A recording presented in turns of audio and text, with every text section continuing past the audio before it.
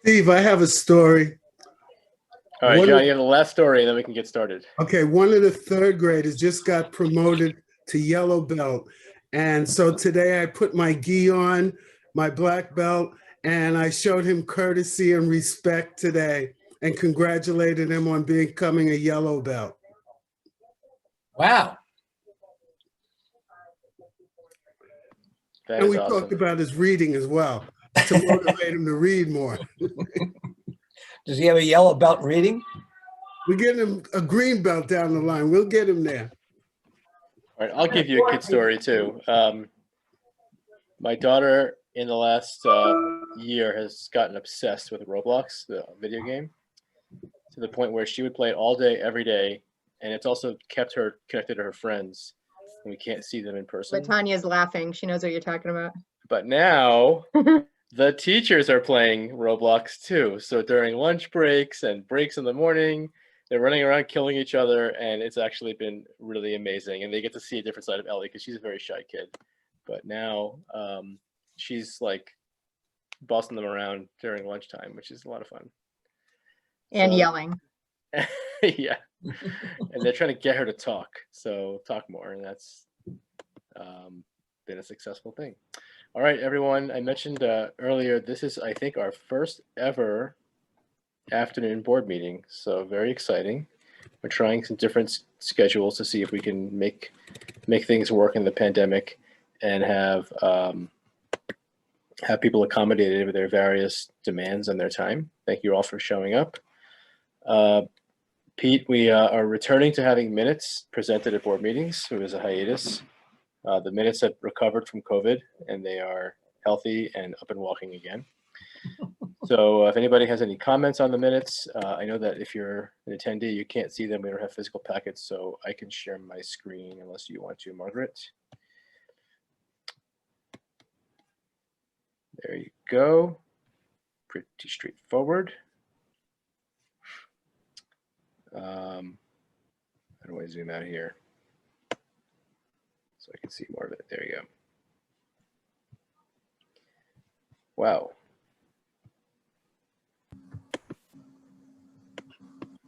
Okay.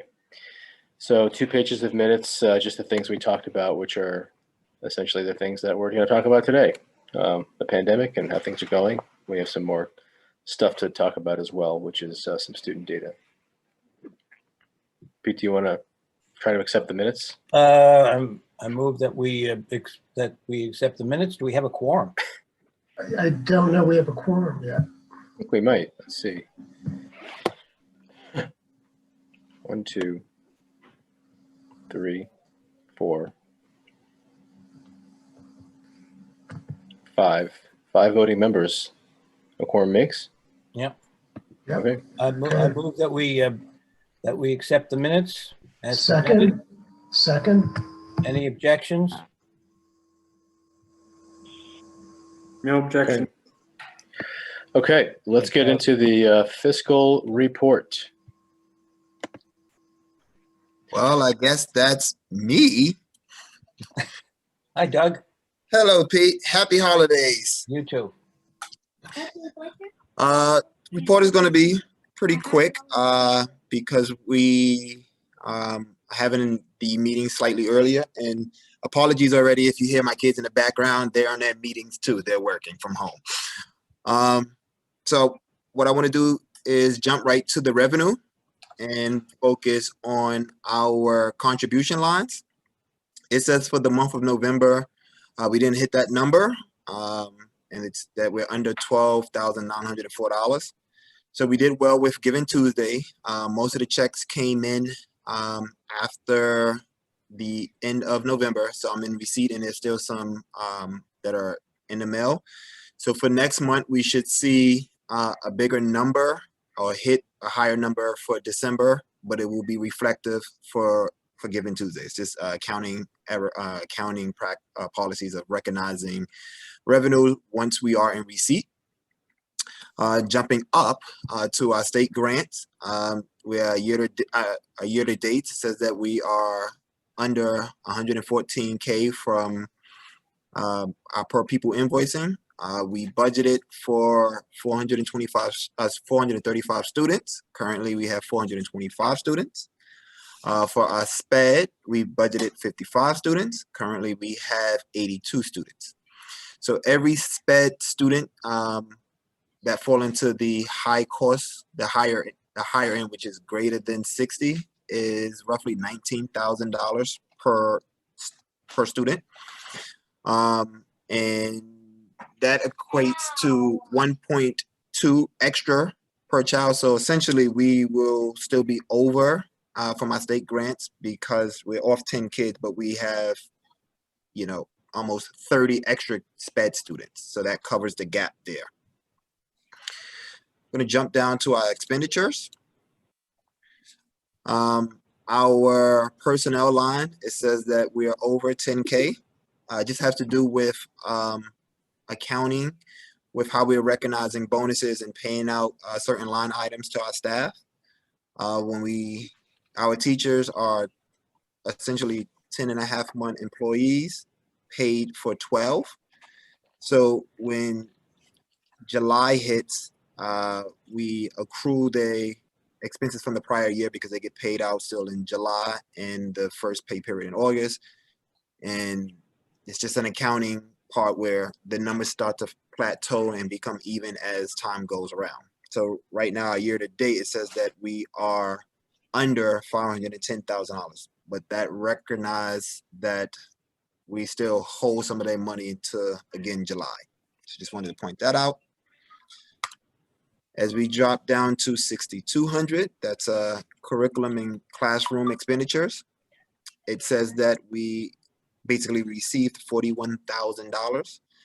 What that is, there was a Chase credit card return payment. We paid for our student laptops in October, and for whatever reason, Chase reversed the money. So I just put it where it was at to take it right back out. So just for the accounting purposes, it's just showing $41,000. However, we have a $41,000 bill that was paid in October. It's just funky accounting on Chase end. Want to point out our after school line, 6,300. Right now, we're not. We have an after school program that's happening virtual, and historically we have been using ECCR to help with our after school program right now, and that would be like in-house, where when I say in-house, actually when the building's open, we worked with a company that helped out with our after school. Right now we're not using them, so what I did was I projected that we're not going to use the $75,000 for that consulting company, but we will most likely take that $75,000 and move it around in other places based on the needs of our students and families. I can see in a world that we may need to use that for some social emotional needs or to revamp our after school program. It may need to be built out a little bit more because we're doing a great job, and we're seeing an increasing families and students coming into our after school program. So in the coming month or two, that $75,000 that we are saying that we are saving is just most likely going to move to another line item based on the needs of our families. Because December is a short month, because we're out, essentially almost two weeks. It's really not much to this report. We still have, we jump to the next slide, which is our balance sheet. Still have good cash on hand. If you look at our accounts payable, we went from 220,000 to 81,000. That just means that we have cash and we're paying bills, and that's kind of it for the financial standpoint. I want to point out that we're working with our auditors. As I mentioned before, we got, I think it's $1.1 million for the PPP loan.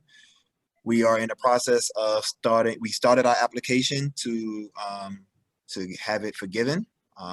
We're pretty sure that in the coming months, we don't have a time frame of when they're going to review it and what's the process of how they are, accepting applications, but we started, and in the coming months, I should have something to report out to the overall board to hopefully say that it's been forgiven and, you know, move on to the next phase. Questions, comments, concerns? Looks good. Thank you. Can I ask a question? No. Yes, No. you may. We John. have switched out of Little Bird. Yes. So I can explain it. So we're no longer using Little Bird. Little Bird was our consulting company for our HR needs. They were sold to a bigger company called TriNet. TriNet, we believe, cannot support, you know, our mission for the school. They're more focused on big corporations, where we are a school and we have specific needs that's, you know, catered for us. And so what we're going to do is we're bringing all of our HR needs in-house. So instead of using Little Bird when, you know, if a person goes out in short-term or long-term disability, that would be myself or Alejandro who shepherd our employees from the start to the end of that process. Since you mentioned that, there's probably going to be some savings moving away from Little Bird to bringing it in-house. There's a chance that it's between $50,000 to $125,000. I think we're going to be looking more so in $100,000 range because we pay a fee to Little Bird, which is roughly $90 per employee. We have 96 employees. So that means Alejandro and I will have to work a little bit harder. Okay, does that also include our medical? So our medical is our medical. It's not Little Bird's medical. So the only thing that's changing is if an employee has an issue with HR, you're just coming directly to Alejandro and myself. Medical, everything's staying the same besides who we are using for payroll. So the only change, right? There's two changes, I guess. The only two changes are Alejandro and I are your complete HR, you know, Connection. managers, right? And we will be using Paycom instead of Paylocity. Okay, thank you. You're welcome. You just explain quickly what a PEO is and what Sure. what the whole big picture is with that whole conversation. So PEO, it stands for Professional Employment Organization. We went under Little Bird when I joined on for several reasons. The first reason was to cut our costs for healthcare. We were seeing huge spikes in our premiums, and a part of that is if we have under 100 full-time employees, we are rated. They call it community rating. So that means we're rated in a pool of everyone. So if you're an organization that have one employee and you want health insurance versus having, at the time we had like 76, we get treated the same. With Little Bird, they pulled a bunch of schools together and other nonprofits so that we can go to the market and get more favorable terms for our health insurance. And in turn, we paid a fee as well as the additional services that they were offering us was HR. So now that we're pulling away, we was able to, we still have under 100 full-time employees. However, we worked with our current insurance provider, which is Cigna. And since we have Cigna, they're allowing us to keep Cigna indefinite, even though they want an organization that has 100 full-time employees. I hope that explained the process. Any more questions for Doug? I have a quick question. I think you mentioned this last week. No, go ahead. We're still keeping discovery benefits. So is that correct? Yes. The Okay. only change that's going to happen would be the change from Alejandro and I for your HR, and instead of Paylocity, Paycom. Okay. All right. So great. Thank you. No problem. Any other questions, concerns, even around the Little Bird? I can answer quickly. Okay, I think we should move on, Steve. All right. Thank you, Doug. No problem. Okay, thank you. Onto the dashboard. So not much has changed since our last meeting. We're continuing to work on getting attendance to be strong, trying some new initiatives, looking at data. Enrollment is happening. We're starting the new year in, I believe in January, we'll be reporting out the new applications for the 2021-22 year. That's going to be a tongue tie for the next 10 years, 2020 something to 2020 something. Alejandro, did you want to add anything? Because we're not going to talk on enrollment much about recruitment efforts. We'll be starting with some strategic work after the new year to make sure we're all on the same page. But word of mouth is already getting around and hearing positive things. Quickly, and this also has budget implications. We met and enrollment was able to support full pre-K enrollment. So we were able to take full advantage of pre-K beds day requirements for enrollment, so we could take advantage of the full suite of money. Additionally, we've signed up for some charter center virtual fairs in both February and March, where everyone's going to participate.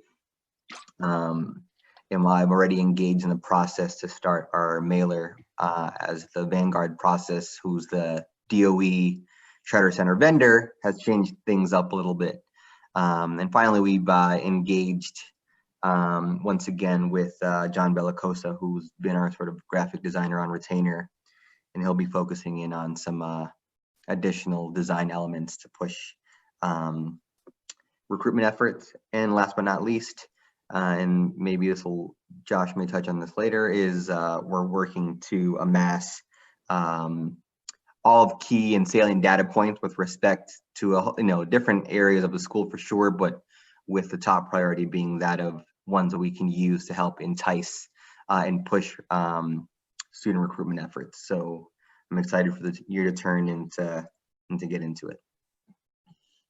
Can I ask a question, Alejandro? Yes, sir, always. What about keeping students in if parents need on-site? Because I have a mentee that the mother had to take, basically looking for a school outside of our school, and because she needs on-site. Right. I mean, I think, and then Steve may talk about this in just a second, we are trying to better clarify our position to help give families a sense of what things are going to look like. So we're in the early stages of trying to finalize that. Mm-hmm. But I don't know if Steve, if you want to maybe jump in now, or maybe it's better for. Yeah, I think we should. So we have 8 minutes set aside for this a little later in the meeting, and we're a little ahead of schedule. So why don't we do that now and just talk about the calculus behind being on campus versus not, and where we stand. So I'll just share our thoughts, and others can chime in, then we can have a discussion if necessary. So as you know, the DOE has made a lot of decisions in the last few months to change the way things are happening. First, we're going to be blended, then it's going to be remote, then it was blended again, then things were shut down, then things were opened up. And now things may transition to try to have more kids on 5 days a week, as well as even if the city shuts down, there's talk of the schools staying open. So it's been very confusing and kind of head spinning for everyone. There've been a lot of parents pushing to get their kids in the building.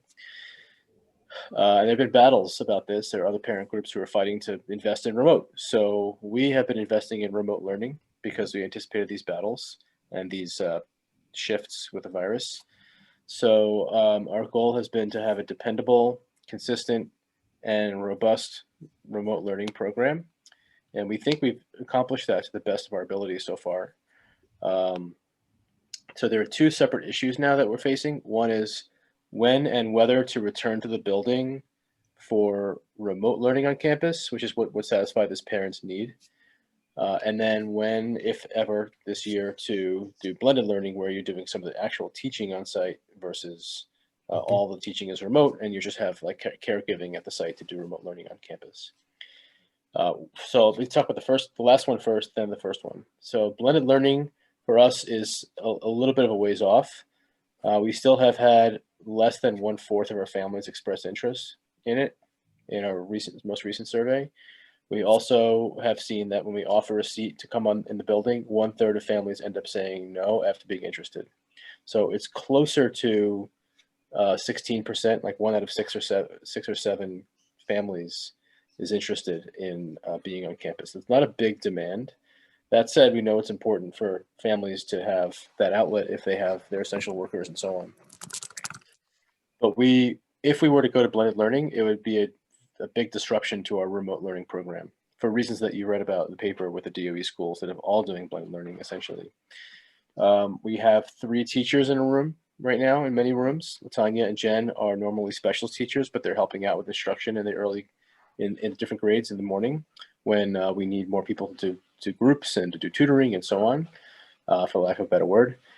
And if we have other staff members as well who are pulling groups and just doing targeted things in classrooms. If we did blended learning, it would be a disruption and a different disruption in each grade because different numbers of kids and staff members would be able to come on campus based on need and their personal situations. So we would find that from a class, let's say the kindergarten class where Poppy's in, 22 or 24 kids, and you've got 2 teachers who are always there and a 3rd teacher who may rotate who that is, and other people who are doing interventions, much of that would go away. And you might have 1 teacher and 16 kids every day.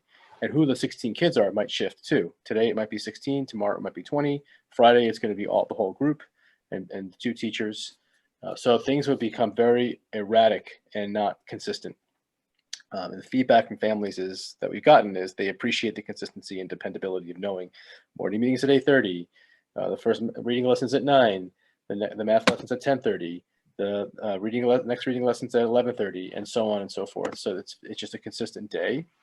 So we're loath to do that just for the sake of saying we're teaching on campus. Now, to satisfy the parent demand about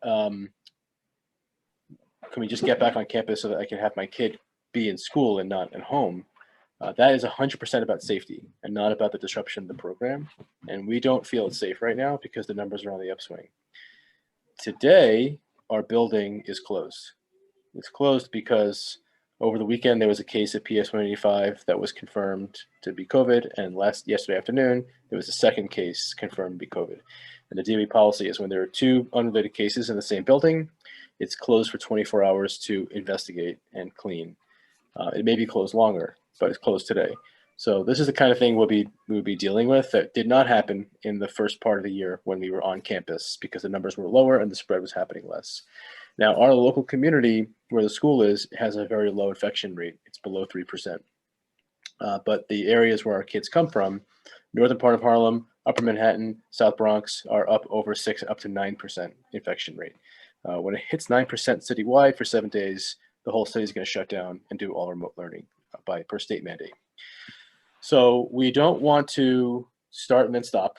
We wouldn't be helping that parent today, John, because she'd be home anyway, regardless of whatever choice we made. And by the way, 1/3 of schools that have reopened since the mayor reopened schools a couple weeks ago have since closed for some reason or another like this. So it's happening everywhere. We don't want to do That happened at my granddaughter's school. They're closed. It's the right thing to do because you want to take precautions, but it's disruptive. So we're trying to be as least disruptive as possible. So we want to avoid the ping pong effect. We want to open up again when it's safe to do so. So we want to see the infection rate dropping and not rising. It's been rising. You see the hospitalization rate, all this stuff. And when we see those 2 conditions happen, which I'm projecting that will be sometime in late January, then they'll do it again. But I don't know. And I'm not going to pretend that I know what's happening because you hear that from politicians and then, it becomes disruptive when they're wrong because no one knows what's going to happen in the next 2 weeks and a month. So we're just trying to be safe, listening to our families who tell us that's their biggest priority and invest in remote learning and keep that going until we hit a tipping point where both safety is a factor that we feel good about and enough families are interested in blended learning that it makes more sense to have that tipping point happen and bring teachers on site to teach in person rather than remote because it won't be as disruptive to the program. Can I ask another question, Steve? Before you do that, Margaret, did you want to add anything from what I said? Margaret went to feed Poppy. Oh, she's still feeding Poppy. Okay. I think that's right. I wanted to know, because this parent, the child is special ed. Is there a way possibly to do virtual for special ed students? Yeah, we are doing special education virtually. In fact, Janelle, you're on the call. Do you want to talk about the things we do? I'm not sure which services she's talking about, but we do the whole thing. I can speak to this particular situation. For this student, we discussed during the IEP meeting that that he very much needs hands-on learning, and that remote learning is not going to work for him from home, or even if he were on site, you know, having adults from the school building supporting him to do remote learning. He needs someone physically with him to help him with learning due to his current academic and social emotional needs. So for this particular student, we're working with the CSC, and mom really likes Harlem Link. So she's looking for a temporary school that can give him some on-site support kind of immediately. And her goal would be to come back after once we have, you know, regular on-site school again, whenever that may be. In general, for students with IEPs, we are you know, providing everything that we would be providing at the school level, or kind of the equivalent of that. So they are getting their academic programs online, whether that's in their integrated co-teaching classrooms or small group support during the week with a special education teacher. They're getting all of their related services virtually: speech, speech, physical therapy, occupational therapy, and counseling. And so it's kind of, we're providing the services to the greatest extent possible, recognizing that obviously it's not going to be as effective virtually as it would be in person. So I hope that, I don't know if that answers your question, Mr. Reddick.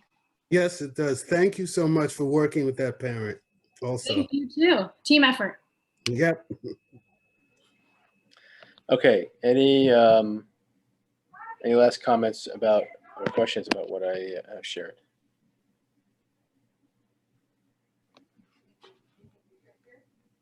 So we're going to continue to try to monitor the pulse of what families need and what they're thinking. You know, I think we're all on edge about this holiday season now that Thanksgiving happened and we saw the surge that we were If I talking can about. interrupt for just a second, when was the last time you took a parent survey on this matter?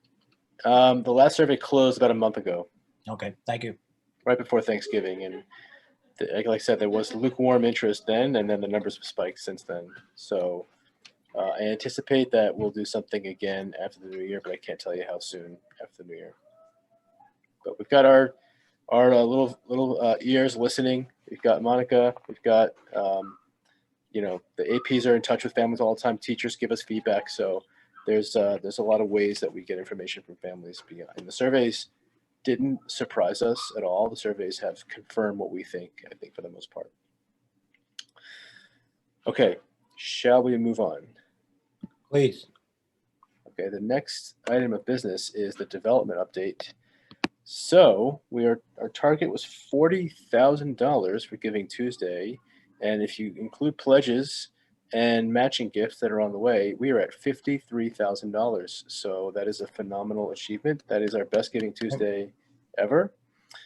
So Josh, you know, congratulations to you. This is your baby. Ken and Pete, thank you for the heavy lifting you've done as board members. And I just want to take a few minutes to talk about how well that went and what's on the horizon for fundraising as well. Josh, do you want to give us any comments? Nope. No, I want to thank everyone who got involved this year. There's a lot of really great engagement this year. We learned a lot as far as just certain staff members getting involved and just seeing that the spirit was very generous this year. I was concerned because we usually don't have a big Giving Tuesday like fundraiser earlier in the year, which we did for the laptops, and I thought that would keep a lot of those people from donating again. But as it turns out, a lot of those people that donated for the laptops also donated just as much, if not more, for Giving Tuesday. So it was really great to see the generous spirit. I want to thank all the staff members and people on the board that got involved. I'm really, really happy. So it worked out.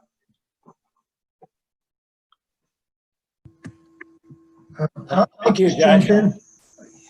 Can I jump in for 1 sec? Yeah. So I think that what this proves is that we can do this more than once a year. What it's also done, there were lots of unique donors this time around. So what this has done is also increased our donor base. And there was work done by one teacher in particular who did such a remarkable job bringing new donors that I very much would like to see us think about a committee, sort of a committee for the next one of these, which would include not only the development committee, but members of the Parents Association and the faculty and staff. That what this proves is that we are beginning to get traction as an organization that is philanthropic. So I think kudos to everyone, and I think it'll just look up from here. But moving forward, I think we should encompass the entire Harlem Link community in the process.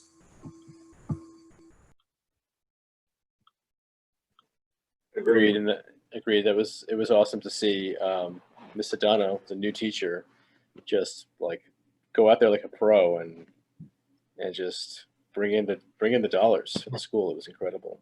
It's really exceptional what's been done at that end. And I'll tell you that what I didn't know was a long-term goal for Josh has been met as well. Josh was awarded our pet saber-toothed tiger, Lynxie, as a recognition of his feat. So congratulations, Josh, for getting Lynxie. But Lynxie is virtual, and actually, Josh drew virtual Lynxie back in the spring when we first went online. So Josh got his own Lynxie back. So congratulations. All I had to do is draw my own trophy and give it to myself. It was great. But you also have the whole staff recognizing you, so that was nice. Okay. Any last comments or questions about the development update? Read what Alejandro said. Should we preview the data stuff that he was talking about?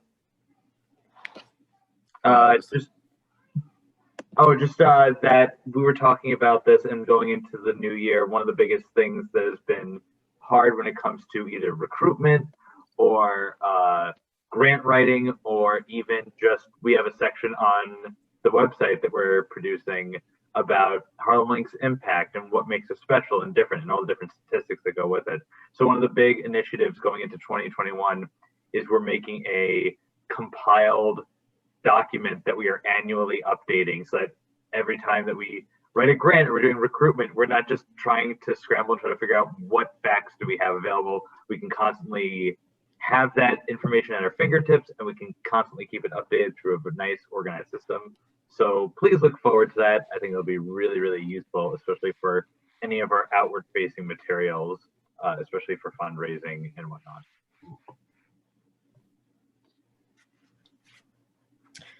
Okay, I think we'll benefit from that. We have various lists compiled, but things have changed and we have different needs, and we'll be creative too in the qualitative and quantitative data we're going to be able to organize. Josh, just one aside, on the gift cards for the faculty members, do we have any idea who's going to get them and when we should give them to them? Oh, funny story. So tomorrow we have our staff holiday party, and at the staff holiday party, we will be holding a raffle. I have already set up a raffle and a raffle wheel where people were given tickets based on their engagement.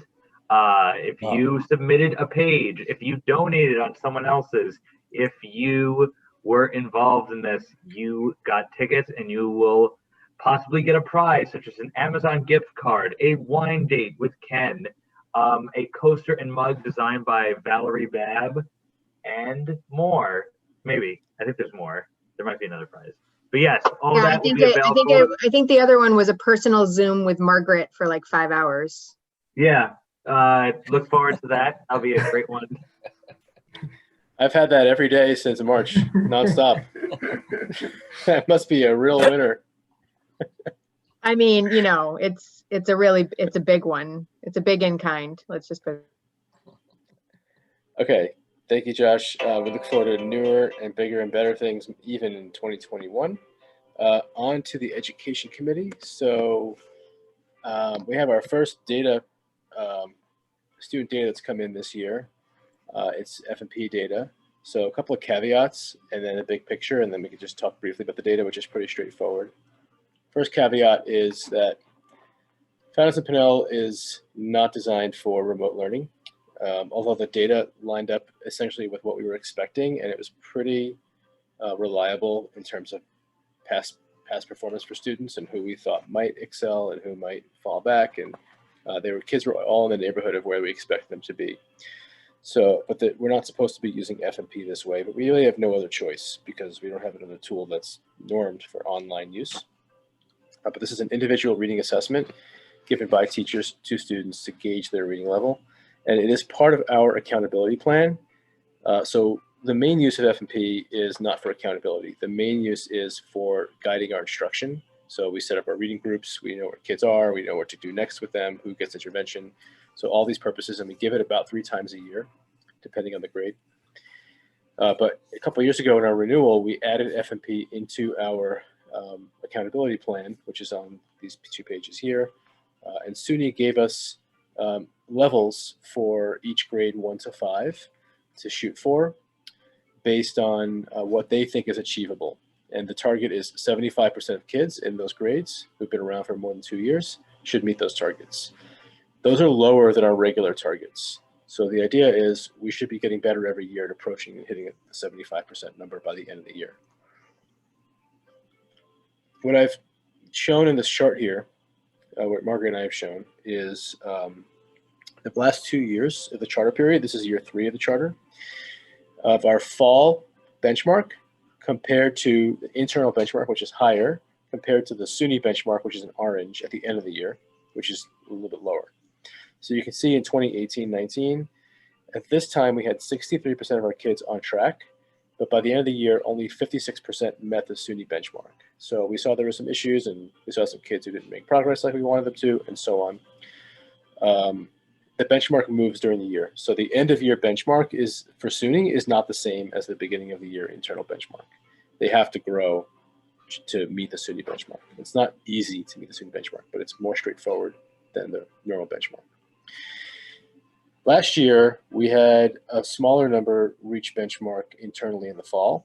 And then when we did this same F&P in the spring using a remote access to F&P, we had 68% met the SUNY benchmark. So we actually improved compared to the year before. And this year, we don't, so I want to introduce another caveat for this year's data. I mentioned that the data was what we expected. We are not using our normal internal benchmarks for F&P this year. We introduced something called the pandemic benchmark, which is in most grades in between the normal benchmark and the SUNY benchmark. So it's about one reading level lower than the regular benchmark. And when we use this pandemic benchmark, we saw that our kids are about where they've been the last 2 years in the fall. We expected that the learning loss associated with the pandemic on average would be about 1 reading level per kid on average. And that's what we see because the pandemic benchmark lines up with the regular benchmark of the last 2 years. There's been a lot of debate about how much learning loss there is. I'm going to briefly summarize the big media studies that have come out, or big studies that have hit the media. And they match our experience as well. In the spring, NWEA, which is an assessment company we used to work with, but we didn't like their tool, they said that they expected that there'd be 70% learning loss because of the pandemic. That seemed like very high to us. This fall, they came back and they said their latest round of assessments showed that there's a lot less learning loss than expected. However, there's a lot less data, which means a lot of kids didn't take the test, and they don't know who those kids are. So they could be the kids who are suffering the most from the pandemic. And I agree with that. I think that you can't measure all the data. You can't tell based on just reliable assessments how much learning loss there has been because of all these other factors like access. What we've done using our data is we got to almost everybody. There may be a couple of kids we didn't assess. And we saw that we could articulate almost exactly that on average, we're a grade level, or not grade level, a reading level below where we want to be, or where we have expected to be in normal times. That masks itself a lot of variation in the data. Some kids are doing better. Some kids are doing great. Some kids are way above benchmark. They've improved a lot since the spring. Other kids have stalled. We have a couple of kids who are in their third foster home this fall, and they haven't engaged much at all. Hopefully this home is more stable and they can get up online. They have Chromebooks from us. Hopefully they can be on every day and they can start their reading to improve again, but that's not going to happen by itself. We have other kids who are in shelters and finally have access to hotspots and things like that, and finally getting up online, but it's taken months to get there as things work their way through the system. So the headlines are, we expect learning loss because of the pandemic, and we're seeing learning loss be expected. The chart, I hope I explained it, Margaret, maybe you could add, but it's very confusing because we're putting 3 different types of benchmarks on this chart because it shows at a glance all the data we need to use and we are using to meet our accountability benchmarks. And what I didn't mention is all the variety of interventions that we're using to follow up on the data. There's a whole group of kids that attendance is the intervention. If their attendance is better, we think that they'll do better with the assessment. So we're focusing on that. There are other kids who have IEPs and they're getting their special education, and we're tracking their data that way. Other kids who have academic intervention services with specialized teachers who give them extra instruction on their reading needs in particular. And other kids where we just don't know what their attendance is good, they have no interventions lined up. So as a principal, I'm putting extra scrutiny on those students to try to figure out what's going on with those kids. A rather large group of 20 to 30 kids who should be a benchmark by all rights, but aren't there. So we'll figure that out. That may involve some kind of tutoring or some kind of interviews that I do with families to see what's going on. Are there anything anybody want to add from the Ed Committee, starting with Margaret and others who were on the call last week?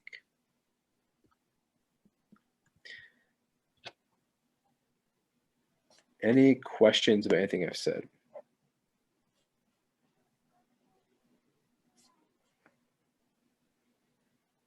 Hi, Steve, it's Voika. I'm just wondering if you think that this is a big enough concern that we need to maybe do something different. The only thing that kind of comes to my mind is maybe an additional Saturday class or something that's incentivized where,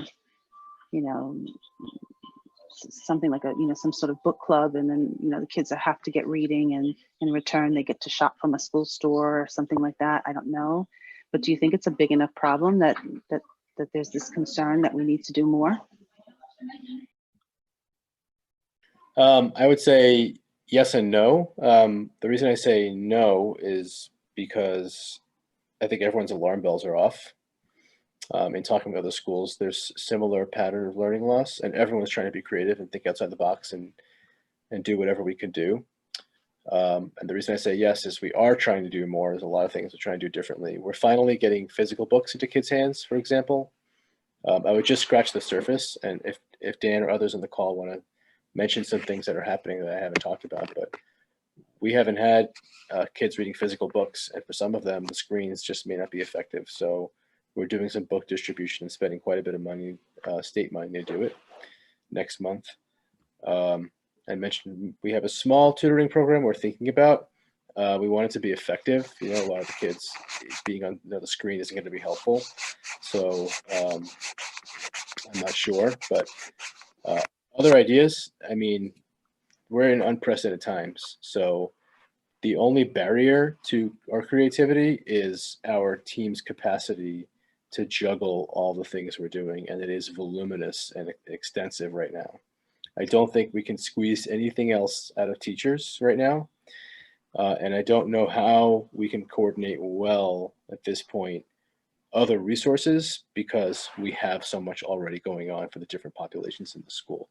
But I mean, listening to all ideas doesn't mean we can implement everything, but you know, we're open.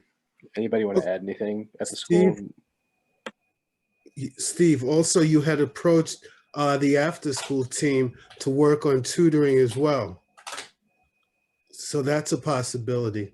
Yeah, we'll do whatever it takes. Like I said, it won't be easy to coordinate and make sure we're not going to do anything that we can't do well. So we got to take some time to plan that out. I think if I could add just a couple things, we've done a few things Steve mentioned a little in passing or maybe omitted. We've, since we got the F&P scores, reallocated some of our resources. So putting certain teachers who are kind of the extra adult in the room strategically in classes. So if an AAS teacher is filling that core teaching role, putting them in a room where there are a number of students who need extra support so they can get basically an extra intervention block each day. The attempt to get books in hands, we're part of the heavy lift is that we're going to make sure that it's a range of leveled books that are on their level till a little bit above so that kids have books for a little while, and then setting up a process where they can begin exchanging them as they're finished and get the next level and things like that. One of the struggles with tutoring is that many, not all, but many of the kids who are struggling and who we're most concerned about are not logging in for their normal sessions or are not logging in for the reading interventions that we've already put them in. And so to schedule an extra tutoring when they're not showing up to either the core instruction or our sort of in-house AAS or reading intervention or related service or sets or something, I'm skeptical whether or not we're gonna have success now getting them into the extra tutoring versus just putting all of our energy into getting them into our actual instruction. I'm not sure if that's helpful, but just some of the thought process. But it certainly sounds to me as if you're examining every possibility, and I realize resources are not unlimited. And when I speak of resources in this case, I'm not just talking to Dan, I'm talking to everybody, you applied brain power, which is the resource I'm talking about here, to and energy to resolving this. I welcome all suggestions from everybody, especially from someone as experienced as Voica. And I think we should work through the education committee as much as possible in both directions, keeping the school management team, keeping the education committee informed, and the education committee, spinning out new ideas. But I realize at the moment there's so many balls in the air that that may not be. We may not be capable of examining all possibilities. And if I can say something, Peter, if I could say something, today with the student that I put my karate uniform on, he has reading problems. And one of the things I suggested to him was the Hardy Boys, because when I was in 2nd and 3rd grade, my reading was down.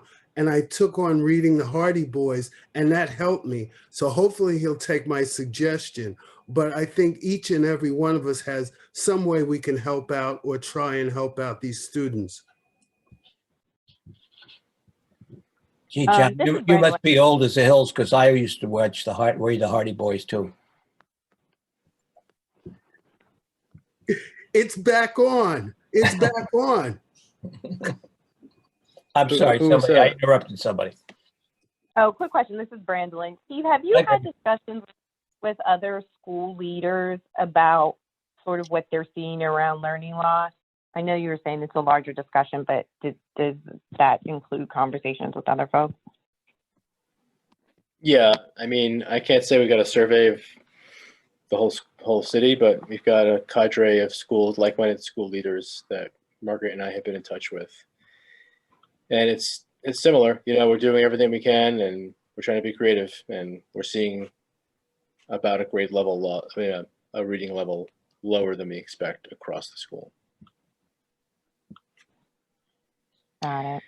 I think along the lines of what you were saying, Pete, of unlimited resources, there's we don't want to throw spaghetti at the wall and see what sticks. We have to be able to track interventions and make sure that what we're doing is effective and working. So I mentioned there's a group in AIS.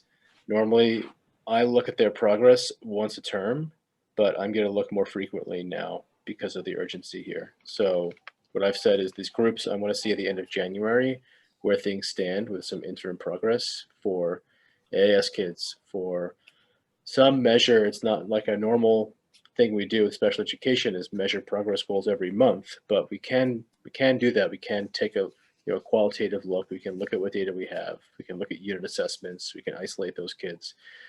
We have to see if interventions are working. Otherwise, we're just throwing things out there and hoping they stick. So we want to see gains made and progress made, whether it's qualitative or quantitative in all these different areas. I also think the attendance has been really hard during the pandemic. What I mean is organizing resources to attack attendance problems is really hard. The kids who struggle the most to have like deep problems that can't be solved, which is a couple of attendance calls. They're in shelters or they have families that have a lot of challenges they're dealing with. So we're getting better, I think, at using data for attendance and organizing our resources better, but we're still in the middle of, initiatives for that too. So a lot of the things that will make a difference, I think, are in process and need to be measured before we can throw a lot of other things out there. Just keep going, will you? We will. Steve, I may have another resource for you to reach out to other schools. I've been in touch with Santi, was the deputy chancellor that moved us into the building on 111th Street, and he has 10 or 12 schools in the Bronx he's working with through the Department of Ed. So I may be able to put you in touch with Santi, back in touch with him again. All right? You're great. Thank you. Okay, we're up to our last part of the meeting, which is about the mural project. Most of you have seen the mural, not everyone, but I will quickly go through the presentation. Just got to pull it up and find it first. Briefly, we have conceived of this mural based on all the challenges we had in the year 2020. We've almost made it through the year. It's been a hell of a year.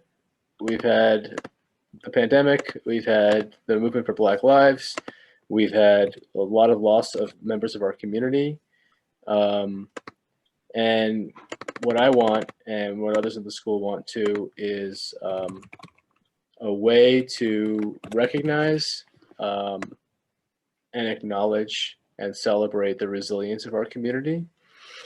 Also a way to beautify the property, because we haven't done as much of that as we could have since we took over the space that we have a few years ago. So what's happening now is there's a draft of a vision, and we're gathering feedback, and we're pretty much at the end of that stage of gathering feedback. So I wanted to also make sure that in the public board meeting there was a chance to see the presentation and offer any input and feedback people have. So I'm going to share as best I can. Let's see. Having some issues with sharing, so I can't do the presentation mode. But the idea is, like I said, to celebrate our community's resilience, show appreciation for families and for staff during remote learning, and remember those we've lost. And the person who is going to be taking this on is our teaching artist herself, Leslie Stansel, who has been an amazing teacher at our school for the last couple of years, and is also an artist in her own right.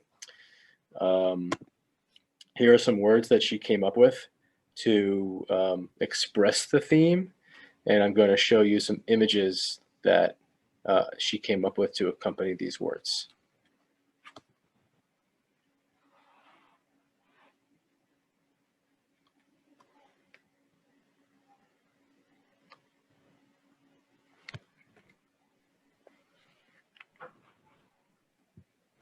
So she put these things together and made kind of a triptych for these two panels of the wall that we're looking at, and this is how they would look together. The feedback we've gotten so far is, first of all, people are enamored with the design because her art is stirring and beautiful. She uses white space and black and white line to have people use their imaginations to fill in.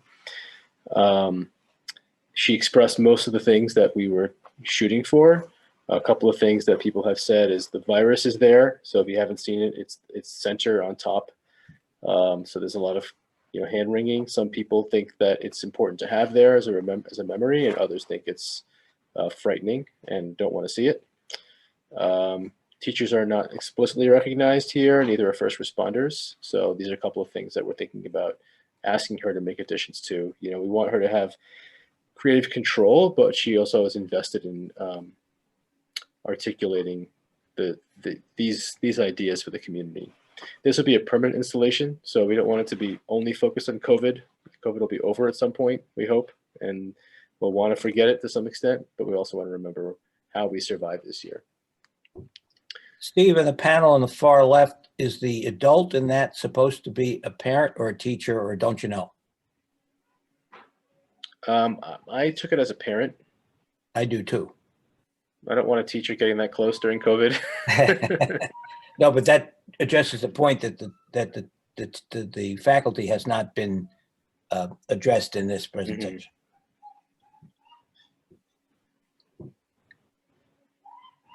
So does anybody have any comments or any additional feedback to share? Do you want to go on Lexi? And I was one of the people that brought up in an earlier viewing about having the COVID. I think the COVID should be there, maybe a little less of it, but I'm not going to quibble over. Well, we have wonderful flowers and so forth, also bringing a different aspect of nature into it.